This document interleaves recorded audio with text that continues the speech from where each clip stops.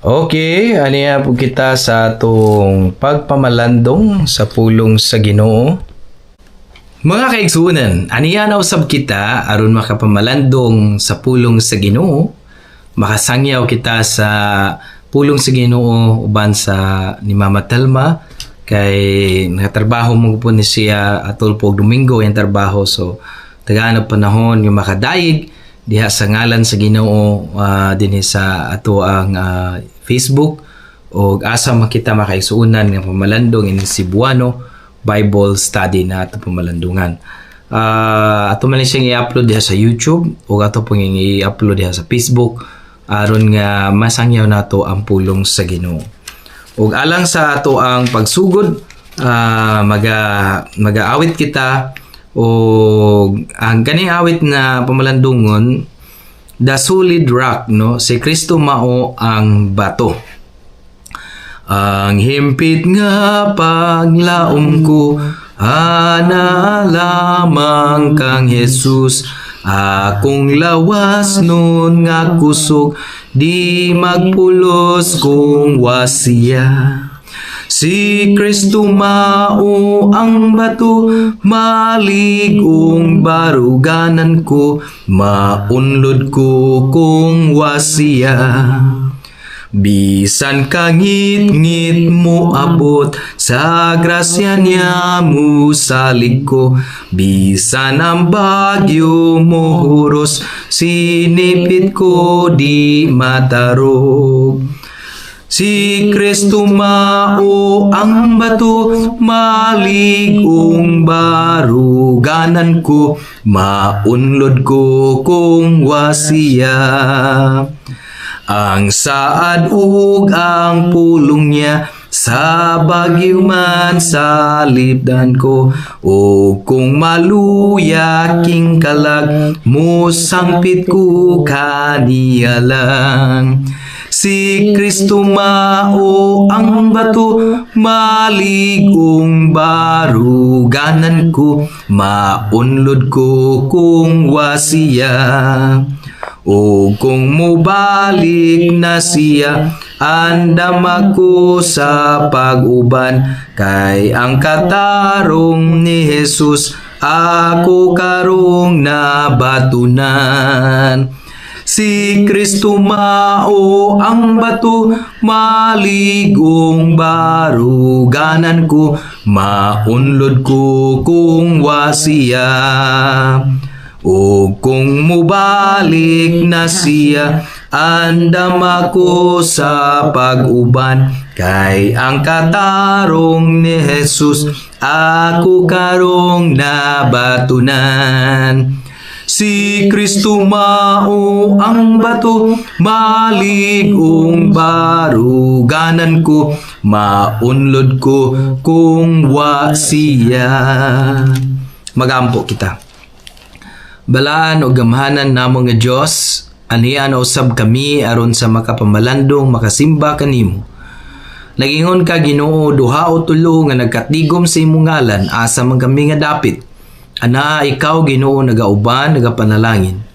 Unas tanan, nangayo kami pasaylo sa daghan na mong mga sala, kalapasan nga nabuhat sa among unahuna na sulti, ingon pa Ginoo sa mga dili maayo nga mga panghitabo sa among kinabuhi o na kung nakalapas nakasala man kami sa mga sigkatawo, ikaw Ginoo magapasaylo ka namo. Ipasaylo sab namo Ginoo ang mga nakasala, nakasulti o dili maayo nga mga tinguha, alang kanamo Ginoo, amo silang gipasaylo, pinagi sa pagpasaylo nimo Ginoong Hesus dito sa cross kanamo. Salamat ining kay gayunan Ginoo nga masangyaw ang imong mga pulong. Magkapamalandong kami uban ni Mama Telma o sa mga kauban o makakita sa Facebook o asa man Ginoo nga online, ikaw Ginoo magapanalangin. Nagapasalamat ako sa kahigayunan o nagaampo ako Ginoo nga ikaw magauban sa Regina, ang asawa sa iya ang trabaho, sa iyang pamilya. Inasabo Ginoo sa akong maigsuon o pamilya diha sa Pilipinas, o asa man Ginoo nga dapit Ginoo nang hinahanglan kanimo Ginoo sa imong mga pulong. Tugutan mo Ginoo nga ikaw makipagsulti kanamo pinaagi sa balaang espiritu aron Ginoo mabuhi kami diha sa paggiya sa imong mga pulong. Ikaw na Ginoo ang magapanalangin kanamo, ingon ka imong mga pulong dili gayud masayang Kung kini amo kini masangyaw o mapaabot sa mga tawo na inahanglan niini. Kini akong pagampo o pagpasidungog diha sa imong ngalan, sa ngalan ni Jesucristo nga amon Dios o manluluwas tanan. Ato kaning ipahigayon sa pagbasa ni Mama, diha makita nato kini sa sulat sa Ecclesiastes kapitulo 12 bersikulo 1 ngadto kini sa bersikulo 8. Kung aduna kami Biblia, dihan niyo ko kamo sa pag-uban nato sa pagbasa niini samtang basahon kini ni Mama Til. Samtang batanon pa ikaw, sa dili pa moabot ang kasubo nga mga adlaw sa katuigan nga mingon ka. Dili ako malipayon sa akong kinabuhi. Nya na unyang panahon, hanap na alang kanimo ang kahayag sa adlaw sa bulan o sa bituon. O kanunay lamang magdag-om bisan human sa ulan. Niadtong panahona ang mga bukton niadtong panahona nga nanalipod kanimo mangurog na ug ang mga tiil mo karon ligon pa kabsa nag-umoy jutay na lang usab ang ngipon nga ni usap mo sa imong kanon ug hanap na kayo ang imong pananaw mabungol ka na ug lugos ka na gani makadungog sa nagilis sa galingan o sa tugtog nga huni apan mumata ka bisan sa awit lamang sa langgam mahadlo ka na sa mga habog nga mga dapit o peligro na alang kanimo ang paglakaw-lakaw puti na ang imong buhok naglisod ka na pag suroy-suroy ug mahanaw ang tanan mong pangandoy. Muli kita ngadto sa puloy-anan tangdayon ug may makabakho unya diha sa kadalanan mabugto ang platang kadina mahulog ang mabuak ang bulawang lamparahan mabugto ang higot sa timba sa tabay o madugmog ang tibod nga sudlanan sa tubig unya pauli sa abog ang atong lawas o ang atong espiritu mupauli sa Dios nga maoy naghatag nini kanato wala gayoy kapuslanan ang tanan matud sa maalam ang tanan walay kapuslanan. Amen. Dalaygon ang Diyos sa iyang mga pulong nga atong nabasa o gibasa karon ni Mama. Mga kaigsuonan, dako kay ning pagpahinumdum kanato. Nya giingon ang usa ka hari kay banggitan man ang hari ka sulat niya ni si nagapahinumdum si Haring Solomon. Ingon siya nga hinumdumi ang imong manluluwas samtang naa ka pay kusog ilabi na gayud batanon ka pa labi na nga ligon pa ang imong panglawas no, sa atong pagkatawo naton tanan wa may moangkon nga tigulang na ta no sahay magani magtina pa gid ta kay atong tabunan ang atong buhok nga moitom no at para gid moitom atong buhok tabunan nato nya karong panahon na daghan na kayong mga ingon nila nga ang tao muli kay gyud nga para dili mamatay para dili matigulang. So, nagani panultiyon nga miingon nga ang karabaw ray matigulang, no? So, naay mga tawo nga ato nakita nga sa Facebook o sa Instagram o sa mga video sa YouTube nga 101 ang edad, naga-workout pagihapon. Unya natay tigulang kay diha sa Pilipinas, no, si Dato Wangon ba na siya? Nga magatato pagani pod siya tigulang na kayo ingon nila 109 na yan naapoy makita nato nga naapoy tigulang na kayo nga niabot na og 109 po diri sa Amerika babaye nya makadrive pagid siya so wa ta masayod wa ta kabalo pila ga edad nato muli sa Ginoo wa pud ta kabalo sa kataas kasumubo ang atong kinabuhi. Unsa man kataas ang atong kinabuhi ug kamubo, batanon man kita nga doon napatay kusog, ingon pa diri sa pulong sa Ginoo, kinahanglang hinumduman alagaron nato ang Dios. Importante kaayo ang pag-alagad diha sa Ginoo.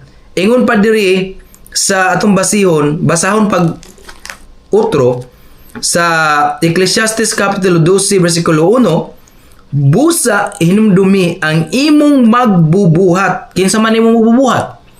Mao ang Dios. Mao ang Dios. Mao atong Dios samahan nga atong magbubuhat samtang batanon pa ikaw. No, samtang aduna pay ato ang kusog sa atong panglawas, manigingon diri kay imo na siyang ihalad sa Ginoo, imong tagaan ug pasidungog ang Ginoo, pasalamatan ang Dios sa imong kinabuhi. Sayang tawo, pag ligon pa ang lawas, daghang panalangin, walay paghandom sa Ginoo. Ang tinguha lang, kalipay, tanan nga naa diri sa kalibutan, yes, panalanginan ta, gasahan ta sa Ginoo sa kinabuhi.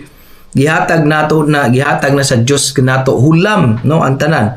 So busa hinumduman nato ang magbubuhat samtang batanon pa ikaw. Sa dili pa moabot ang masubo nga mga adlaw ug katuigan nga moingon ka, dili ako malipayon sa akong kinabuhi.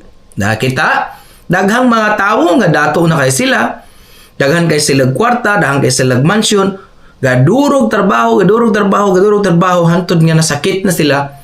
Unya, nahibaw-an nila, wala na. Luya na sila. Wa na sila kaalagad sa Ginoo. Wa na sila kasimba sa Ginoo.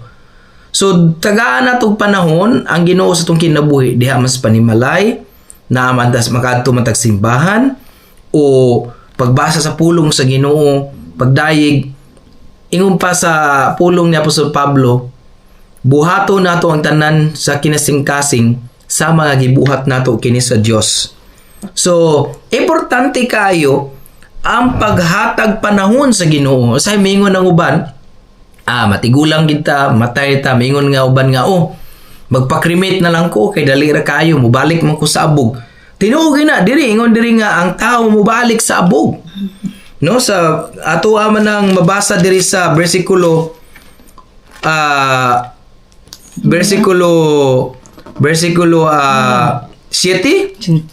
unya mupauli sa abog ang atong lawas ug ang atong espiritu mupauli sa Dios nga maoy naghatag niini kanato. Okay, kita ang versikulo 7. Ang katapusan sa tanan, dunay katapusan ang atong kinabuhi. Dili gid ta mulungtad ining kalibutan. Numonay ang Dios nagpahinumdum nato mo natong Ginoong Kristo. Nagpahinumdum siya kanato sa pag-una sa gingharian sa Ginoo. Mateo 6:33, no? Mateo kapitulo 6 versikulo 33 sa ingon, unaha ang gingharian sa Dios ug ang iyang pagkamatarong ug ang tanan nga atong gikinahanglan ihatag sa Dios kanato. Usahay mingon ta, ako may naningkamot, ako'y nagpalit niini, akong ngalan ni nani. Nakalimutan nga ang Diyos, naghatag nato kinabuhi, naghatag, gipahulam niya, alang ka nato. Kisa may tao nga nakatag-iya sa tanan. Diri ka sa Amerika, swelduan ka, ang tax kuha sa gobyerno, halos katunga. Palitan, gasweldo ka og 5,000. Ang imong maabot sa imong kamot, mga 2,000 na lang. Kay tax, mubayad pa ka sa utang sa balay, mubayad pa ka sa imong insurance, mubayad pa kag tubig, mubayad pa kag kuryente. So, unsa na lang maabot sa imong kamot, gamay na lang kaayo. No, gamay na lang kaayo, tanan gipahulam nato bisan pag naatay title. Rita, mapalit kag balay. Palit kag balay, okay? Nakay balay. So, ang ngalan sa balay nani mo. Yung ka kuha na. Pero mubayad man kag tax gihapon sa gobyerno. Og di na kakabayad og tax diri sa Amerika, kwaon gina siya. Sa gobyerno. Maadto na sa gobyerno ang imong balay. Maunay mukuha ana. Buti pa sabot, wala gitay ato diri sa kalibutan. Mauna ang Kay gipahulam nato kini sa gipahulam kana sa Dios. Alang ka nato. Kita usab magpasidungog sa atong magpupuhat. Unsa may imong masaysay tungod anang pulong diha? Ako kasulti nga, unahon gyud nato pagpasalamat sa Ginoo ang gitag-antag ginabuhi o ang pulong sa Dios di nato kalimtan. Kay bisag asa pa ta padulong kung wala si Kristo sa atong kinabuhi. Wag iluna atong unahuna di ta kapailog, di ta tagan og panalangin. Kung nag-ingon ang Ginoo, kung naa siya sa dako tag pagtuon niya, doon natin pagsalig, bisan asa pa ka padulong, dili yung ka mahadlok. O kanay na itong gisalig sa tanan, ng atong mga kinabuhi. Dako po kong pasalamat nga una, sa aksidente si Judy, giluwa sa Ginoo. O ilabi na yun si Pastor JC, giluwa siya punta sa Ginoo.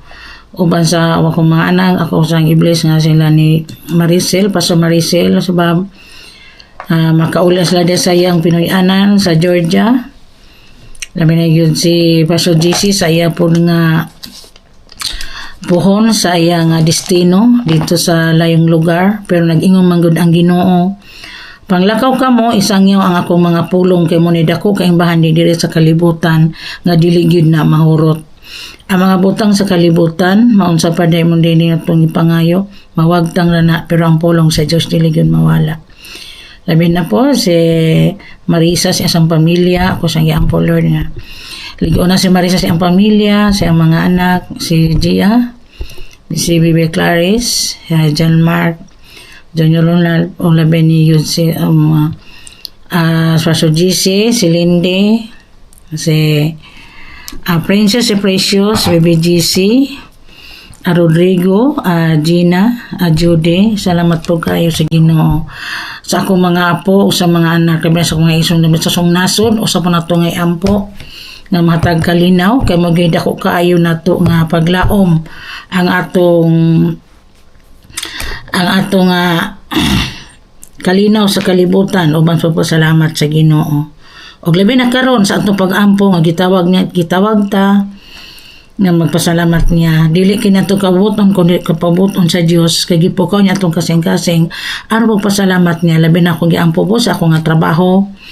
Lord, lugway akong kinaglig-on akong trabaho, kay ko kalig-on pagsalig nga dili ko makabati ka kapo Hinoon, malipayon ko sa akong trabaho, malipayon po si Pastor Rodrigo, si Gina sa ang trabaho.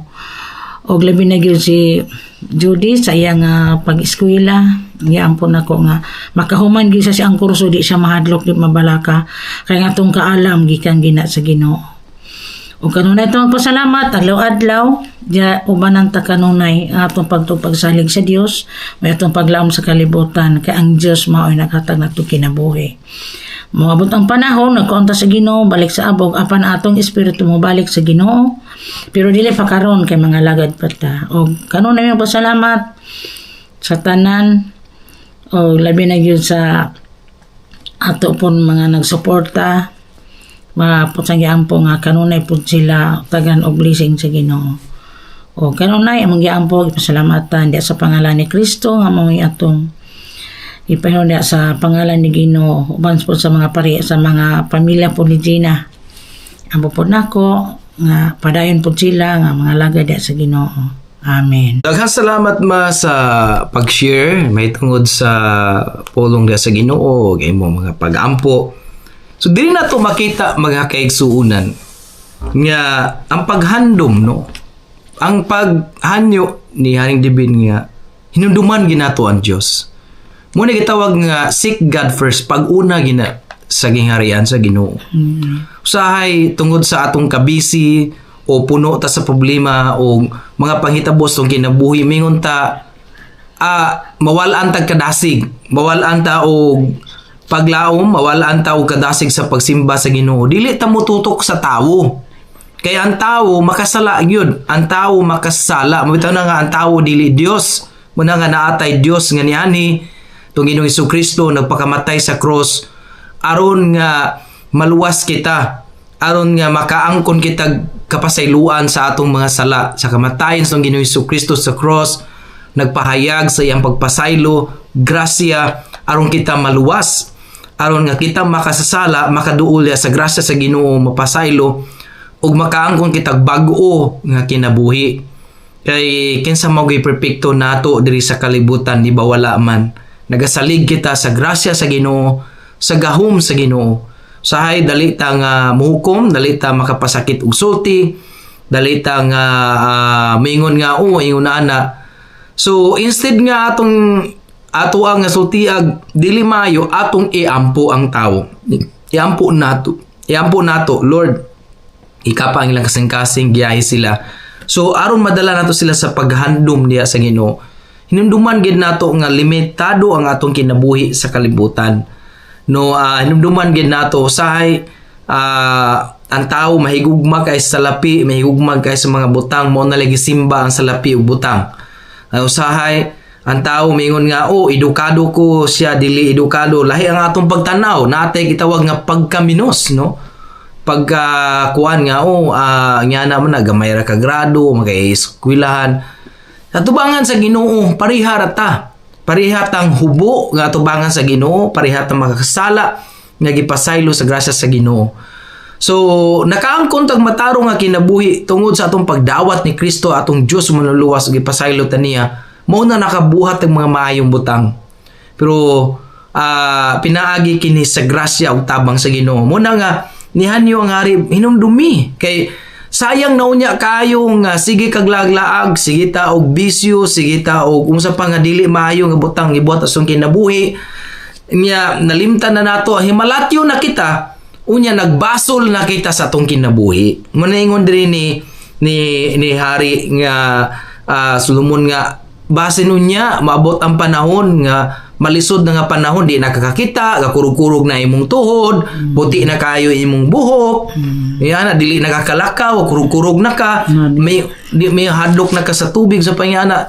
So muna giingon diri nga Timabot ka ng panahon na di nakakadungog, wala ni mo mapahimusli ang imong kinabuhi sa pagpasidungog sa Ginoo. Mura ba tayo maghalad ka o ganang bulak, nya halad ka og bulak nga gidalaan nimo ganang bulak nga layos ang imong gihalaran o ka imong uyab dagan nimo bulak nga layos imong asawa di malabay man na. So mahalad ta sa Ginoo samtang maayo pa atong panglawas, maayo ang atong kasing-kasing, pero kabalo man ta nga walay ulahi sa Ginoo.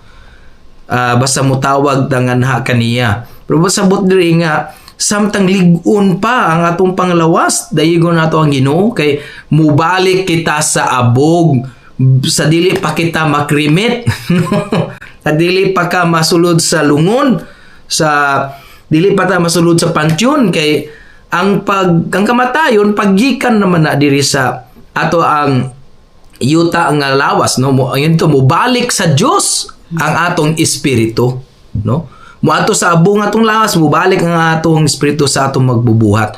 So hinumduman nato nga sa paghukom, no, sa Ginoo, sa dihang magbalik nato inon tatong Ginoong Jesucristo, ali nako anak duban sa akong gingharian. So dita gusto sa Ginoo nga mahukman ta dito sa kalayo nga walay katapusan, no. So kinahanglan karon pa maginulso ta sa atong mga sala, magbasol ta, musalig ta sa atong Ginoong Jesucristo, tagaan tog panahon ang pagdaig pagsimba kaniya, naaman ta sa trabaho, naaman ta sa panimalay, tagaan natong panahon ang atong Dios sa atong kinabuhi. Minta, Lord, pasaylo ako, Ginoo, pasaylo ako, ug nagtawag atong Ginoo sa kanato, kamong gibugatan ni kapuyan, balik kamo, ari kamo kanako. Ug sa atong pagpangayo pasaylo sa Ginoo, iya pong i-extend ang iyang grasya. Ug dili kita mohunong sa pagpangalagad, kay ingon diri sa sulat ni Apostol Pablo sa unang Korinto kapitulo 15 bersikulo 58, ingon pa diri katapusan, busa mga minahal kong igsuon o kaigsuunan, tindog kamo nga malig-on og dili gayod matarog, pagkugi kamo kanunay sa inyong pag-alagad sa Dios, kay nasayod kamo nga ang inyong pag-alagad dili gayod makawang. Amen. Magkugi kita sa pag-alagad sa pulong o pagdaig, pag-alagad sa Ginoo. Kaya ang atong pag-alagad, pagsimba sa Ginoo, pagpangalagad kaniya, dili gayud kana makawang. Kana naihap sa Ginoo diha sa iyang gingharian. So karon sa atong pagsimba, pagdaig sa Ginoo, mao kini nga asa ka man pangalagad sa Ginoo, simbaha siya sa imong kinabuhi. Pag mata nimo sa kadlawon, mata, oh Lord, gaampo ka alagara siya, basaha ang iyang mga pulong, o kanunay natong taga-agluna ang pulong sa Ginoo sa kinabuhi. Tawgo na to ang balang espiritu, lihok sa akong kasing-kasing Ginoo, para nigabot na panahon nga matigulang o kaha muuli na ta sa Ginoo, watay kahadlok, nakasmile ka nga natulog lang nga mubalhin sa imong gingharian, sa gingharian sa Dios, sa langit no natong Pinoy-anan. Unsa mang nga mapangitabo sa kinabuhi, wala kitay kahadlok, kinasayod kita nga mubalik sa Dios ang atong espiritu. Muna nga dito sa gingharian sa Ginoo ang atong tinuod nga Pinoy-anan. Samtang niya sa kalibutan, salig na to sa Ginoo, wag tango na to ang atong mga kabalaka o kahadlok, kay ang Dios may labaw nga nasayod sa nan. Alagaron, simbahon na to siya sa walay katapusan. Magampo kita. Ginoong Dios, salamat kayo. Nadungog namo ang imong mga pulong karon na simba ka namo. Dihas ka matuhuran ug pinagis ng mga pulong. Salamat o Dios nga pinaagi ni Haring Solomon. Napadumduman kami nga samtang ligon pa nga among panglawas. Taigon alagaron ka namo Ginoo. Pasayloa kami usahay nga mawalaan kami higayon sa pagsimba, pasidungog kanimo Lord, kay napuno ang among kasing-kasing sa mga butang ining kalibutan. Ipasaylo namo ang among kaugalingon, ipasaylo namo ang mga nakasala kanamo. Ug nihinaot kami Ginoo, kinsa man nakadungog na kita nga makasugod sila sa pagpasidungog kanimo. Ug salamat Ginoo nga dili gayud makawang ang among pag-alagad kanimo. Mo tindog kami nga ligon dili matarog. Kay kanimo Ginoo simong gingharian nakasulat ang among mga ngalan. Nga niila kanimo Ginoong Hesukristo nga amon Dios ug manluluwas. Nagampo ko kisamay na ay mga sakit balatian sa panglawas. Ang giampo Ginoo maayos sila. Kanay mo panalangin kanako Ginoo. Kanay mo panalangin sa akong asawa, sa akong pamilya, sa akong mama ug sa akong mga igsuon, ug sa mga tawo nga nahanglan nakadungog sa imong mga pulong karon. Ikaw na Ginoo magahikap mga panalangin kanila. Salamat Ginoo niining among Cebuano Bible Reflection nga among Ginoong gihatod diha sa imong mga pulong papasidungog. Kani akong pagampo pagdaig pasidungog sa ngalan ni Hesukristo nga among Dios ug manluluwas. Amen. Amen. Amen. Dahil salamat kaninyong tanan sa sunod na pod. Amen.